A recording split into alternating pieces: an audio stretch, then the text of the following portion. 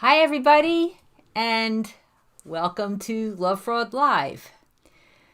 So, when we encounter sociopaths, they seem to know exactly what to say and what to do to convince us to give them what they want. It's as if they all went to sociopathy school or they all read the same playbook. How does this happen? I'm Donna Andersen, author of Lovefraud.com, and tonight I'll explain how sociopaths become such expert deceivers and manipulators. As always, I'll answer your questions at the end of this short presentation. To join the chat or ask a question, please subscribe to this YouTube channel. So, not long ago, a Lovefraud viewer asked, how do sociopaths know what to do or how to act or what tactics to use to get what they want? She noted that sociopaths hijack the human bonding system and use tactics such as intermittent reinforcement. But most sociopaths do not have degrees in psychology, and they don't seem to consciously understand what they are doing. So how, she asked, do they know to use those tactics to begin with? Is it subconscious or intuitive behavior on their part? I've often said that sociopaths all seem to be operating out of the same playbook. So let's take a look at the playbook. When we run into sociopaths and they decide that we have something that they want, they begin to set us up for manipulation and exploitation. First, sociopaths make us feel trusted, admired, and special. They present themselves as having so much in common with us and truly understanding us. We feel like we can reveal our vulnerabilities, our hopes, and our dreams. Then, after we've revealed what is important to us, sociopaths promise to take away our pain and make our dreams come true. They keep pouring on the attention, and we gradually become bonded to them. Finally, sociopaths employ a multitude of strategies so that we stay bonded to them and continue to give them what they want. They are so smooth that we don't even know we're being manipulated. So what exactly do they do? Here are a few typical approaches. First one, appealing to our empathy. It is natural for us to feel a desire to help others. In fact, researchers have identified caregiving as a natural social motivation in humans and a crucial component of romantic love. Sociopaths don't feel it, but they certainly take advantage of it. Here's another one, intermittent reinforcement, which I mentioned earlier. Sometimes sociopaths reward us for our actions, and sometimes they don't, and we never know how they will respond. This is classic intermittent reinforcement, which researchers have shown drives animals and people to keep repeating a behavior, hoping the reward will come. It keeps us bonded to the sociopath. And then there's cognitive dissonance. We can't hold two contradictory beliefs at the same time. This is cognitive dissonance. Sociopaths cause cognitive dissonance, which keeps us off balance. We can't believe both my partner loves me and my partner threatened to kill me. So what happens? We believe what we want to believe, even ignoring a mountain of evidence so that we don't have to change our mind. So, back to the viewer's question. How do sociopaths know what to do? The short answer is that they learn. No, as we said, there is no manual for sociopathic behavior and no finishing school for sociopaths. Thank goodness. So how do they learn? Through trial and error. The key to understanding this is to realize that sociopathic personality disorders are highly genetic. That means people who become sociopaths were born with a genetic predisposition to the disorder. They've been testing manipulation strategies all their lives. Some parents of sociopaths have reported that they saw manipulative behavior, particularly lying, when their children were very young, perhaps 3 or 4 years old. So imagine these kids during their terrible twos. They may have learned that if they scream long enough, mom gives them what they want. Or if they smile and hug grandma, grandma gives them what they want.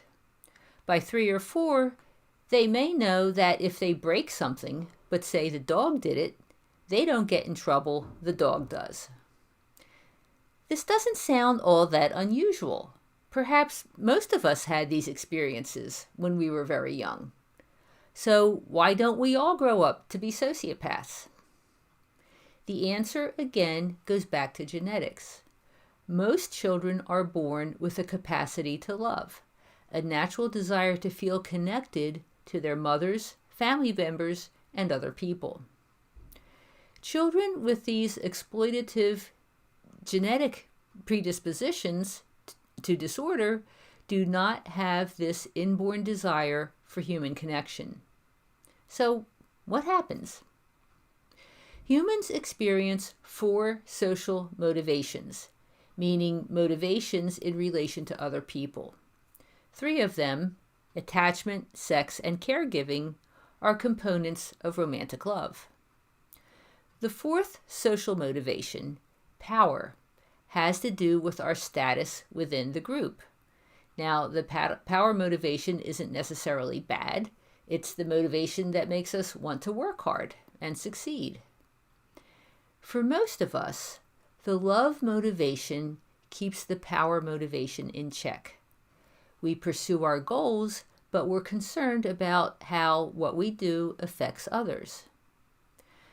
But sociopaths have a weak or non-existent love motivation, so nothing stops their bad behavior. In sociopaths, the power motivation runs rampant and takes over their personality.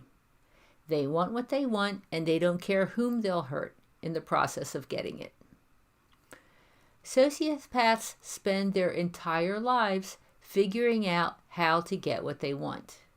By the time we run into them as adults, they've spent years trying different strategies, observing what works and what doesn't, and using the information to refine their tactics. So what do? They learn that the best time to approach us is when we are vulnerable. They learn that honey works better than vinegar, so they pour on the sweet stuff, at least in the beginning.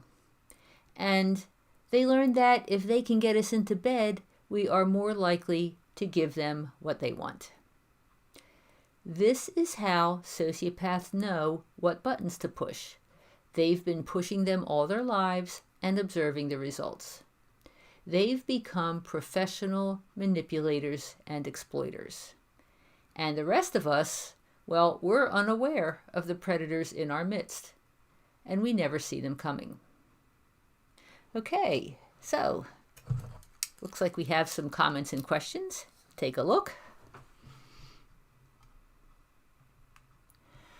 Okay, so this is a really good question. Susie asks, my ex pushed my buttons all the time.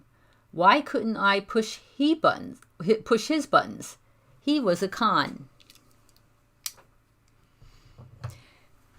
That's a really interesting question. And I think one of the things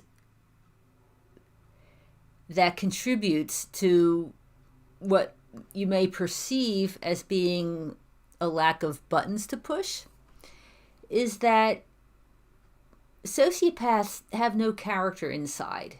There's nothing that they truly believe in except for their own belief that they deserve to get whatever they want. But there's no real personality, there's no real passion, there's no real character, there's no real interest.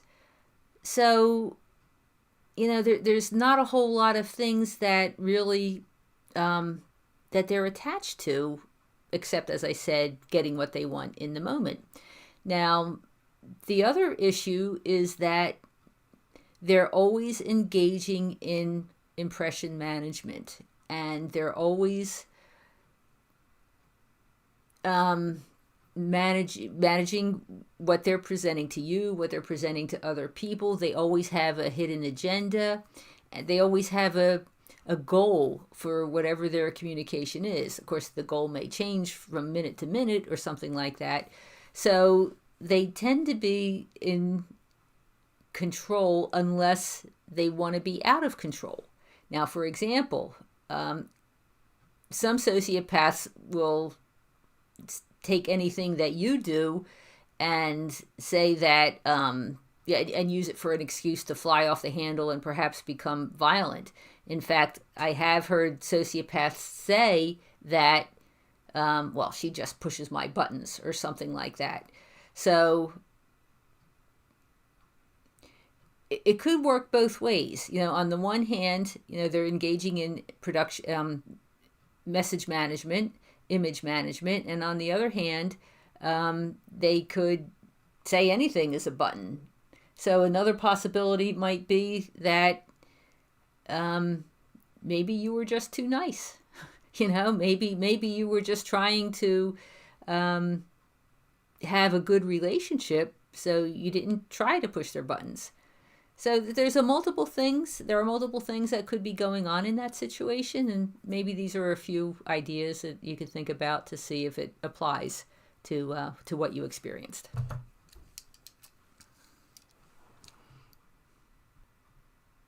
Okay, so Chanel says, I discovered my husband has over 30 criminal offenses, including traffic violations, arson, car theft, 12 years for drug dealing, and cruelty to a child.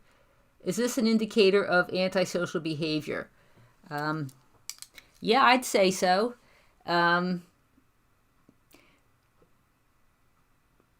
It's definitely antisocial behavior. Whether or not, what type of diagnosis he gets could vary. He would probably be diagnosed with antisocial personality disorder because criminality is part of the criteria for antisocial personality disorder. He also could be diagnosed with psychopathy because there's a criminal element to psychopathy. And, he's got a lot of crimes here. So I would say he's either one or the other. And in all honesty, the difference doesn't matter for you. I would say that he's definitely bad news, and you probably should get yourself out of this situation if you haven't already done that.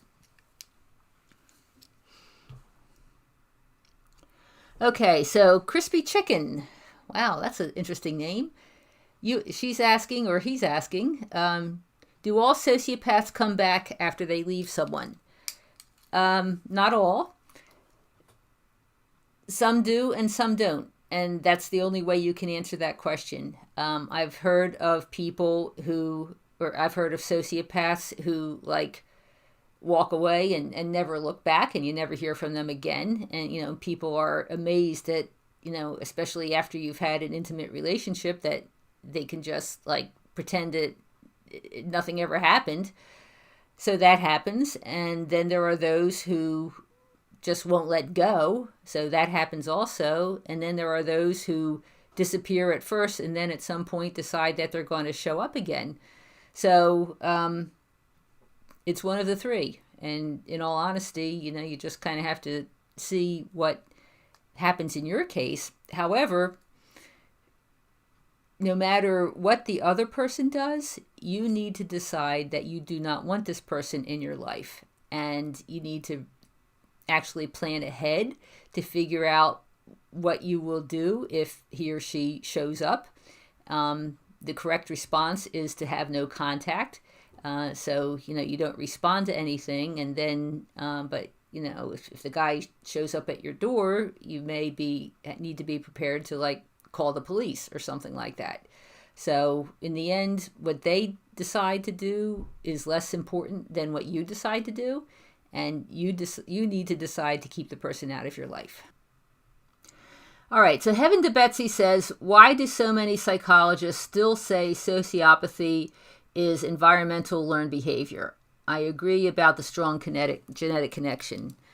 Well, it probably depends on when the psychologist studied, when they went to graduate school or something like that, and whether or not they're keeping up with the literature on antisocial personality disorder and psychopathy. Because it's been over the last few years that psychopathy researchers have pretty much determined that there is a genetic component and that there is an interplay between the genetics and the environment. So it's a combination of both nature and nurture. If they're not recognizing that there's a genetic component, I would say that they're simply behind the times, that they haven't been keeping up with the literature. Okay.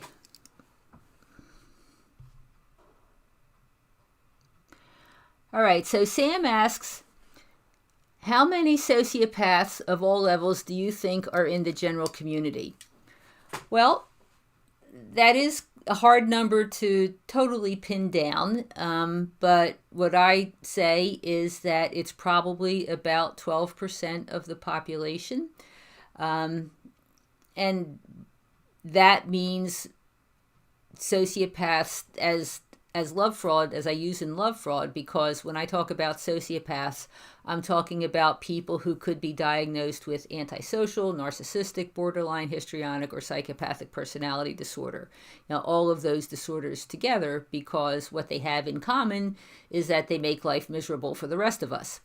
So if you look at all those disorders, it probably adds up to approximately 12% as an average. If you look at some papers, it goes down to about, I think it's 5 or 6%, and then other papers show it at 17%. So if you put it in the middle, it's approximately 12%. But the true answer is nobody really knows, but it's a pretty big number, and that's why we need to know that they're out there and know to avoid them, because it's a lot. We're talking maybe, 38 million people in the United States, and that's a lot of people.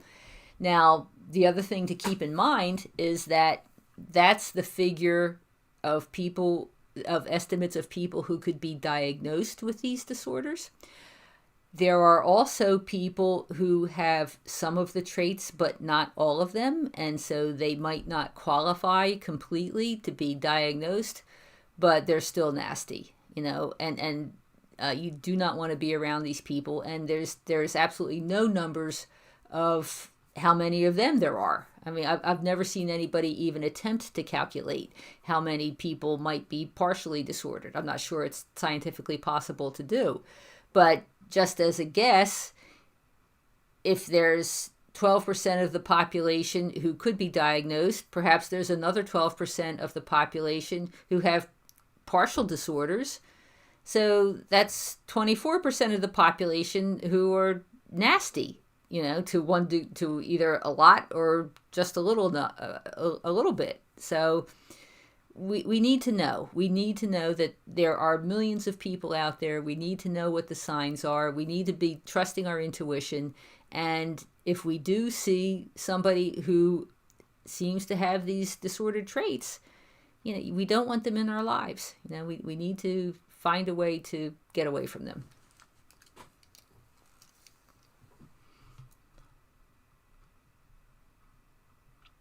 Okay, so Katrina asks, how do you protect yourself from this happening in the future, yet still remain vulnerable enough to develop healthy relationships without becoming cold?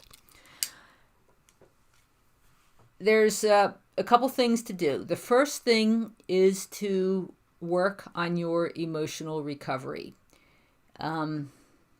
It's hard. It means allowing yourself to feel the actual pain or the actual the pain. The pain is the good way to put it. The pain of what you've experienced, whether it comes as grief or betrayal or anger or whatever it is. As a society, we're not taught how to deal with our emotions or bad emotions. And typically what we do is, stuff them inside and, hope that they just go away. And the truth is that they don't. The key is to allow yourself to experience the emotions themselves, because that's how you process them. That's how you get them out of your system. Now, typically, it's not very pleasant, and it's not necessarily something that you want to do around other people. It can be done privately or with the help of a competent therapist. But you want to get the stuff out of your system. It's because it's that the energy that's expended holding everything inside is not healthy. And it's better to get it out so that you can use your energy for better pursuits. So that's the first step, is that you need to get these emotions out of your system and allow yourself to recover from what has happened to you, because you can. You absolutely can deal with the emotion of it all. It's not pretty. You may curl up on the floor and cry. It's a bumpy ride, but you can get through it and you can get to the other side. And while you're doing that, you want to be good to yourself. You want to do things that make you feel happy, do things that bring you joy. So on the one hand, you're processing out all this negative emotion, and on the other hand, you're trying to bring in whatever positive feelings that you can. So that's the process of healing. That's how you recover. And then beyond that, the other thing that you want to do, of course, is educate yourself about what the disorders are and what the warning signs are. And then the most important part is to trust your intuition, because your intuition knows when something isn't right. Your intuition knows, or your gut feeling, your body, the tension that you feel, you will get warnings that someone is dangerous. That's what our intuition is for. Our intuition is to protect us from danger. So, that's the process. You work on your recovery, you educate yourself, and you learn to trust your intuition. And when you do that, you can achieve what you want to achieve. You can get to that healthy, balanced space where you can be open to a relationship, and you don't need to be fearful, because you can trust your intuition to warn you if something comes along that isn't kosher. Okay. So Sam says you can't beat them at their own game because we don't think the way they do, naturally, in my opinion.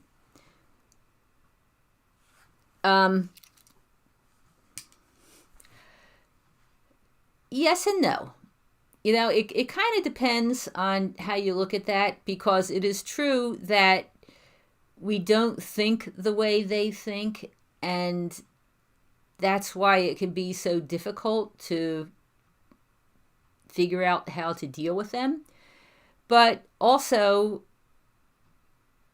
sometimes they aren't as smart as they think they are, and sometimes they do stupid things. So, depending on what your situation is, for example, if you're in a situation where you're trying to divorce a sociopath, you got to get through it. And you don't necessarily want to just give in to everything that they're demanding, because that's going to be bad for you. So in some situations, you do need to learn how to fight, and it can be done. You may need assistance, you may need a really good attorney or something like that, but it often can be done. I've heard from plenty of people who have fought and won. And sometimes, a lot of people will give you the advice of, just not even fighting, just going away. And if you can do that, that's fine. But there's always a cost-benefit analysis to be done to figure out, what's the best thing to do in any given situation. So sometimes you have to fight, but I would recommend doing that only when necessary. I mean, if the situation isn't that drastic and you can solve it by disappearing from this person, then absolutely do that.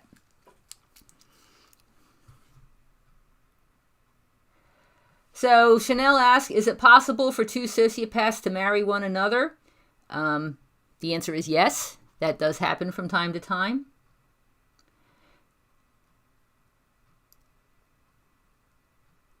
And you also ask, is it possible for your father to be a sociopath? Well, yeah. I mean, lots of people have discovered, much to their dismay, that one or more of their parents are disordered. So often that's what sets you up for getting involved with a sociopath as a romantic partner, is that you've had one of your parents was disordered. So absolutely, that's a possibility.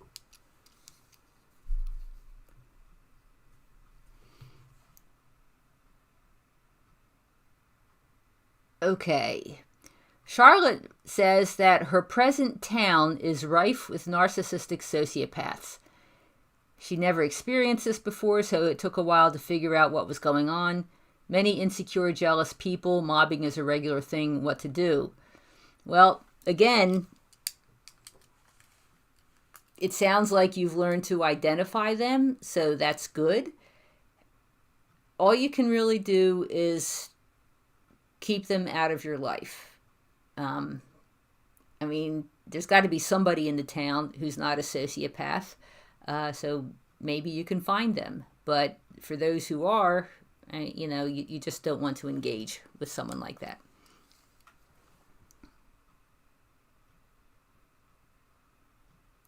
Okay, so Francis asks, is getting an annulment... Sammy, thank you for the contribution. Appreciate it. Francis asks, is getting an annulment helpful when you're trying to get through the grief after realizing that the person you believe that you were marrying doesn't exist? The annulment is not going to be the emotional solution that you're looking for. You may want to get an annulment for practical reasons, just to prove that you may need it for financial reasons or something like that. But as far as emotional recovery, that's a different thing. You can have your emotional recovery whether or not you get an annulment. It may make you feel better, but it may not. An annulment is kind of a piece of paper. So your true emotional recovery has to be accomplished emotionally. You have to allow yourself to process the pain of what has happened.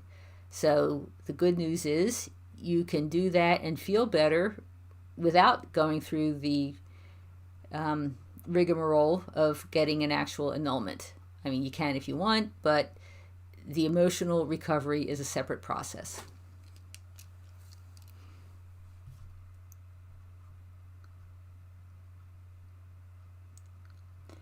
Okay, so Heavens to Betsy says, do you believe there is an evil spiritual connection with them? Their behavior is so creepy.